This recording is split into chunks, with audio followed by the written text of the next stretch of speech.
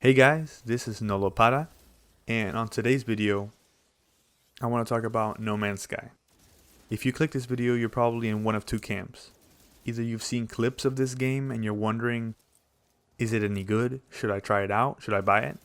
Or you're currently playing No Man's Sky and you want a friend to try it out. I'm here to tell you that No Man's Sky is unlike any other game.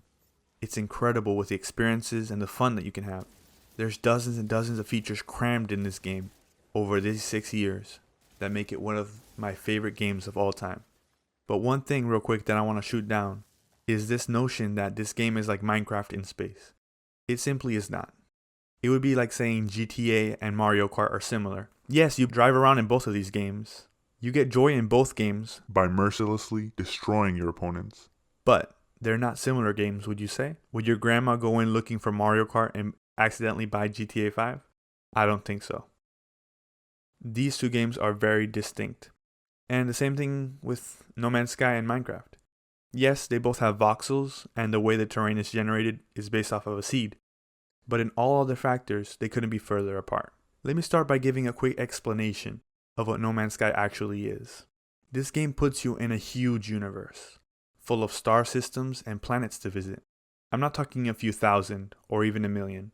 This game contains 18 quintillion planets. It's unreal. And there's no possible way that a dozen people at Hello Games, or even 100 people, could design all these worlds by hand, right? That's where the geniuses at Hello Games come in. What they've done is make a system that mathematically generates all of these planets on your console when you visit them. It generates the types of plants and animals and rocks, and even the looks of all the spaceships that you encounter. They'll all be different designs based on where you are in the universe. It's actually something that's never been done to this scale before. And if they ever had to store all of these planets as data on a hard drive and on USB sticks, there wouldn't be enough USB sticks and hard drives in the world to store all of this data. It's impressive to say the least. But I won't bore you with any more of this math because, to be honest, that could be a whole other video.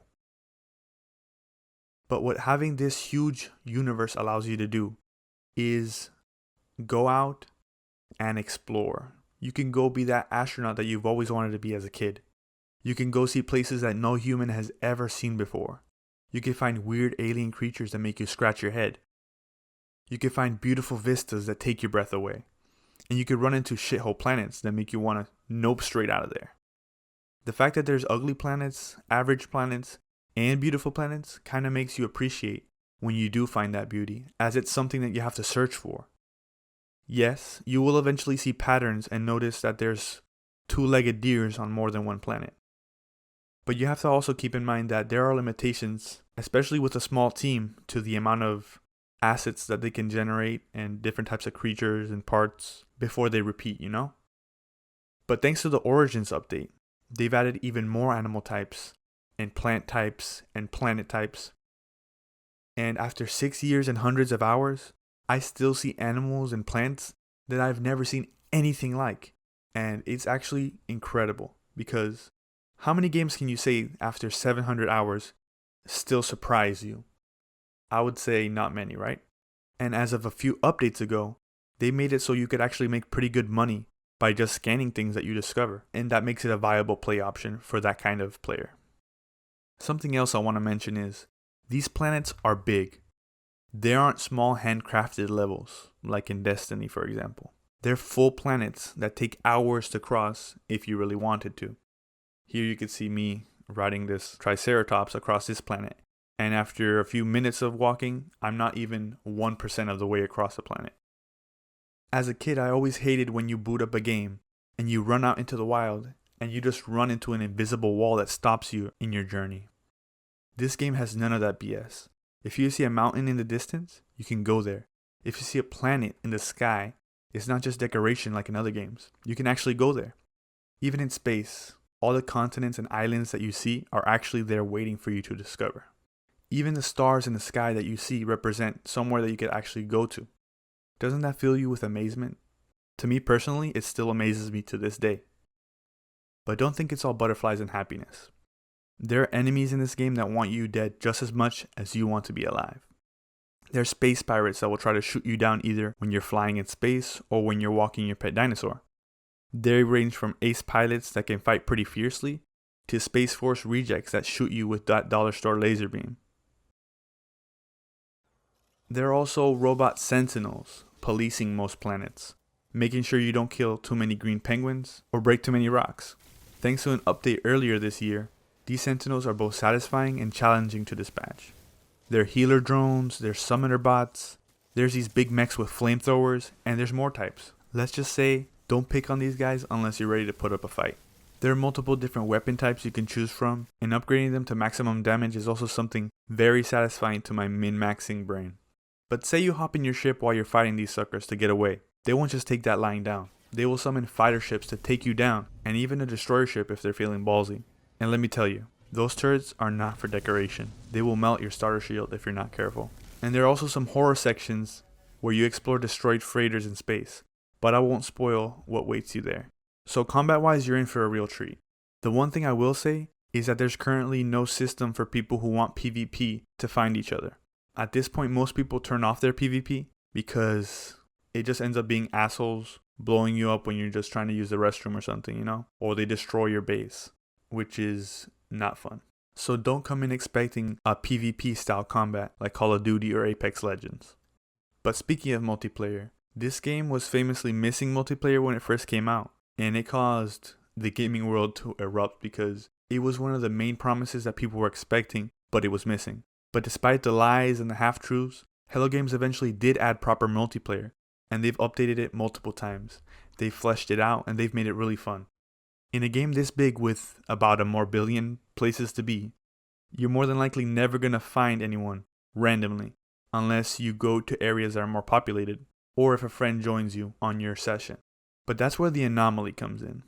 The anomaly is like a lobby where a bunch of randoms are put in together. You could call it in whenever. Dozens of people from different star systems and even different galaxies will just be there chilling. You can meet up, you can squad up with people, you could even take on missions together.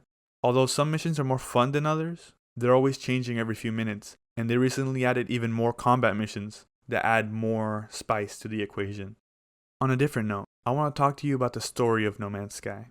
I'm gonna be real with y'all. It's not for everyone. If you're into science fiction and reading about philosophy and the meaning of existence, then you'll probably love it. But for most, including me, it's a little dry at times, and you'll have to be reading a lot. But have no fear. Once you do the opening section of the main story, after that it all becomes completely optional. I personally complete the main story only because at the end it unlocks a certain feature quicker, but always know that you can do it whenever you want, and you don't really even have to finish the main story if you don't want to. It's all at your own pace.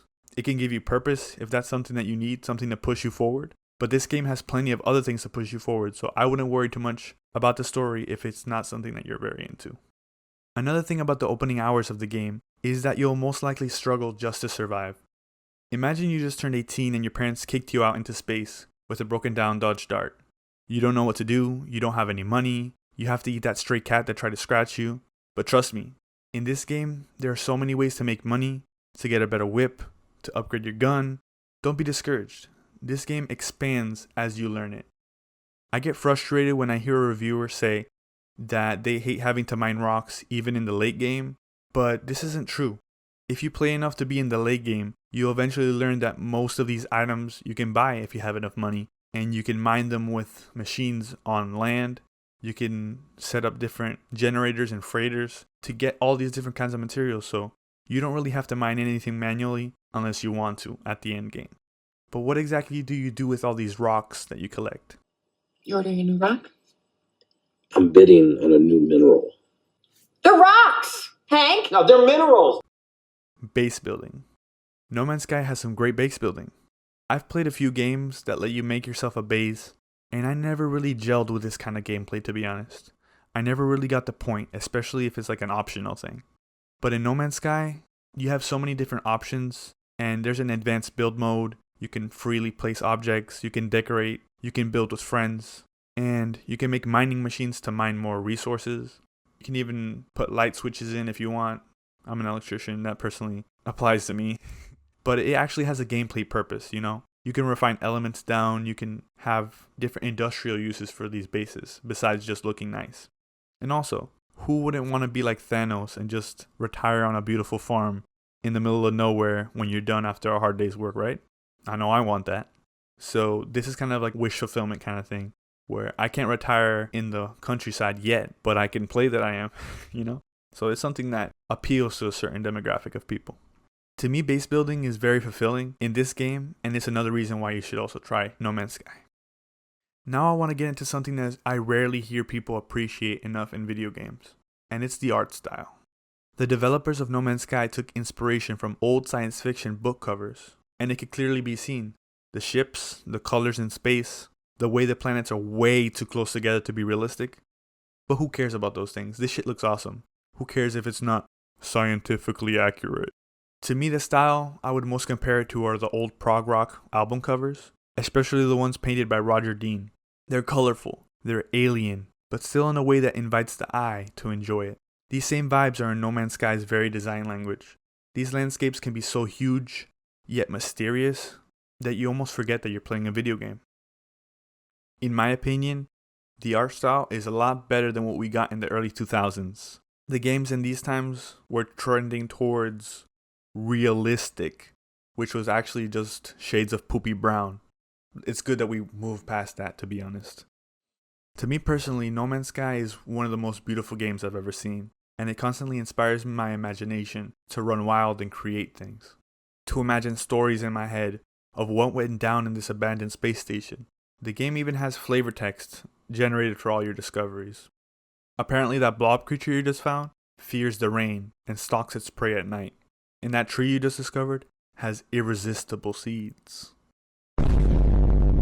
It would be nice to see this flavor text actually reflect in actual gameplay, but the fact that it's there brings me a lot of joy because I've always been the type of person to look into small details. Not everyone is like that, but this game panders towards the detail oriented. The data is already there generated, which means if they were ever to add more creature behaviors, it would be easier to implement as they already have them in the text, you know what I mean? I wouldn't be surprised at this point if they added it because the next point is updates. No Man's Sky has been through a lot in these past 6 years. Hello Games has worked and worked without charging a single dime for DLC or expansion packs or V-Bucks or No Man's Sky Bucks. They've released 20 free major updates, and each of them have added significant parts to the game that make it even more enjoyable. Things to do, things to find, technology to upgrade, entire new systems inside of the game. It's insane. You can't find dedication to finishing a product like this. It's incredible. I'm actually working on a series detailing all of these updates, but for now I only have this first episode uploaded, but I am currently working on it, just know. Let's talk about some of these features that they've added over the years. A few notable ones include full VR support for PC and PlayStation, the full game, not a separate smaller game. You can play with non-VR players. Heck, everyone can play with other people on different consoles thanks to crossplay. You can hire frigate ships to go on missions for you to get you money and loot. You can find hidden treasures underground and even look for fossils together as a squad. You can be the mayor of your own town. You can manage it like a little mini game on the side if you want. You can cook from all the different ingredients you get from plants and animals. Some animals give you milk, some animals give you honey, and you could always take it to your buddy Gordon Ramsay and he'll judge it for you. And you can have a variety of vehicles like the one shown here, including a submarine, a mech suit that can also follow you around, a buggy, a motorcycle type hover vehicle, a big tank type vehicle. There's vehicles for days. You can tame and ride weird ass creatures you find and have them as your personal buddy who dances when you feed them.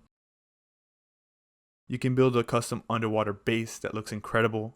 There's some planets that are even 100% ocean, so imagine just like an ocean world where you have an ocean base. You can be a space pirate, and it's even a better option now with the Outlaws update as they added way more features towards the pirate career.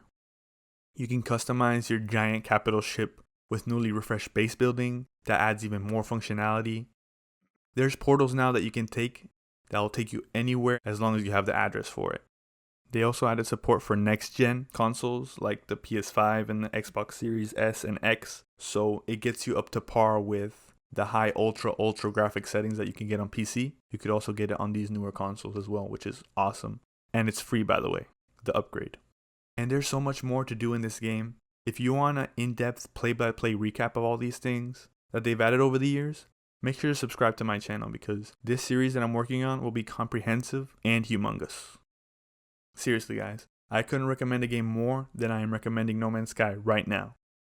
It's currently on sale as of the making of this video, and come October there'll likely be a huge amount of content and features added to 4.0.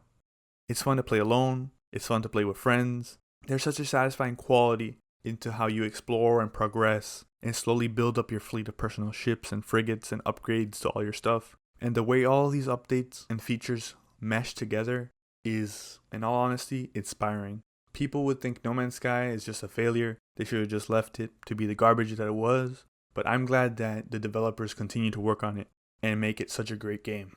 If any of this sounds like a good time to you, you should definitely play No Man's Sky right now. This has been NoloPada. It's been great seeing you, and I hope I'll see you again very soon. Have a great night, have a great week, and so long.